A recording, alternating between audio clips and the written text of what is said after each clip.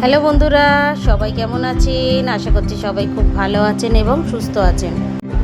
অনেক দিন ভিডিও দেওয়া হয় না, শরীরটা একটু খারাপ ছিল, সেই জন্যই আজকে চলুন আপনাদের সঙ্গে অথেন্টিক একটা পাবদা মাছের রেসিপি দিই। সর্ষের পাবদা, যেটা হয়তো অনেকেই জানেন, আবার অনেকে জানেন না। চলুন শুরু করি। প্রথমে আমি পাবদা মাছটাকে কিছুই দেব না, শুধু লবণ আর হলুদ দিয়ে আমি এখানে একটুখানি মাখিয়ে 10 মিনিটের মতো রেখে দেব।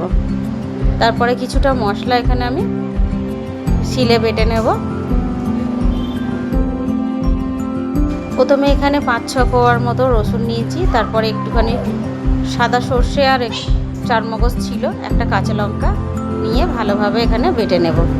রসুনটাকে প্রথমে বেটে নিচ্ছি, দেখতে পাচ্ছেন, তারপরে আমি এটাকে পিষে নেব।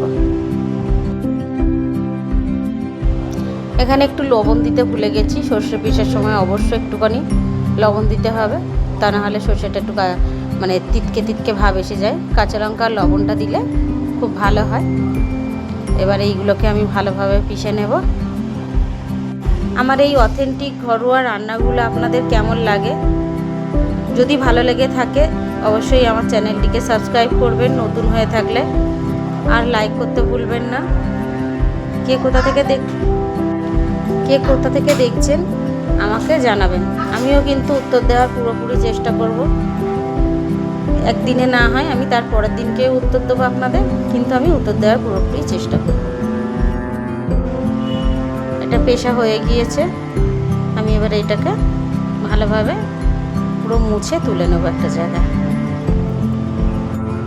এখানে আমি একটা কড়া নিয়েছি, কড়াটা হালকা গরম হলে আমি ওর মধ্যে অনেকটা সর্ষের তেল দেব। এখানে 3 চামচের মতো বড় চামচ সর্ষের তেল আছে। এখানে একটুখানি কালো জিরে প্রথমে ফোড়ন দেব মাছটা ভাজার সময়, যাতে গন্ধটা খুব সুন্দর আসে, সেই জন্য।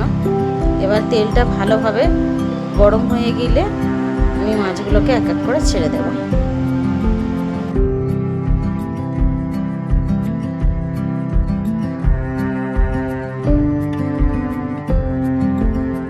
তেলের মধ্যে মাছটা খুব সাবধানে ছাড়তে হবে, যেহেতু গোটা মাছ। এখানে দেখতে পাচ্ছেন খুব ছিটকাচ্ছিল, প্রথমে আমি বুঝতে পারিনি, দিয়ে ফেলেছিলাম।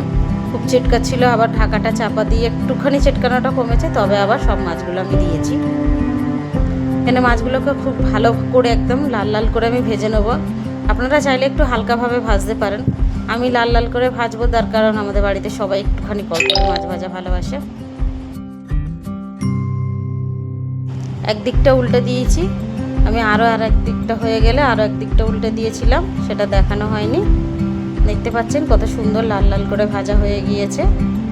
এবার আমি কিন্তু এটাকে একটু তেলটাকে ছড়িয়ে নামিয়ে নেব। এবার ওই তেলের মধ্যেই আমি যে মশলাটা পিষে রেখেছিলাম সেই মশলাটাকে দিয়ে দেব। এখানে আমি আর কালো জিরে ফোড়ন দিচ্ছি না, আপনারা চাইলে দিতে পারেন আরও। আমি যেহেতু অলরেডি আগে থেকেই তেলে দিয়ে রেখেছিলাম, সেই জন্য আমি আর ফোড়ন দেব না।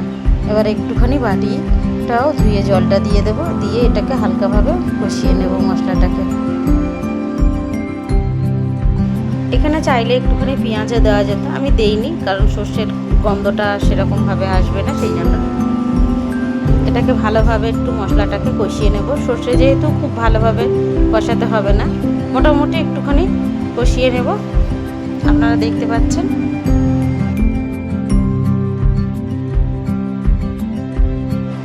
এবারে কষাতে কষাতে ওর মধ্যেই আমি একটুখানি লঙ্কার গুঁড়ো আর একটুখানি হলুদ গুঁড়ো দিয়ে দেবো। লঙ্কার গুঁড়োটা একটুখানি দেবো, আর পরিমাণ মতো লবণটাও দেব, দিয়ে এইটাকে একটু ভালোভাবে মশলাটাকে তেল ওঠা পর্যন্ত অপেক্ষা করব। মশলাটা ভালোভাবে কষানো হয়ে গিয়েছে। এবারে 2টো কাঁচা লঙ্কা চিড়ে আমি এখানে দিয়ে দেব, দিয়ে দেখতে পাচ্ছেন তেলটা উপরে উঠে এসছে। এর থেকে বেশি কিন্তু কষানো যাবে না। এবারে আমি এর মধ্যে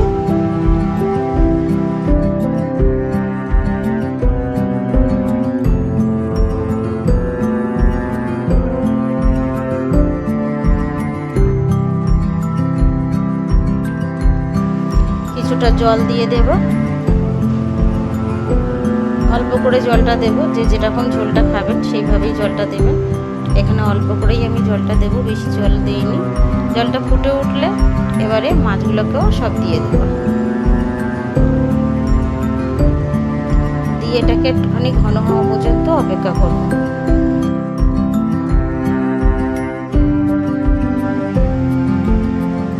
দেখতে পাচ্ছেন ঝোলটা কত সুন্দর হয়েছে। এই রকম কিন্তু একদম মাখা মাখা হবে, খেতে কিন্তু তবেই খুব সুন্দর হয়।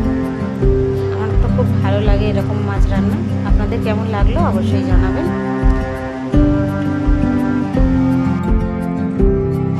এতক্ষণ আমার ভিডিওটাকে দেখার জন্য আপনাদের অসংখ্য ধন্যবাদ জানাই।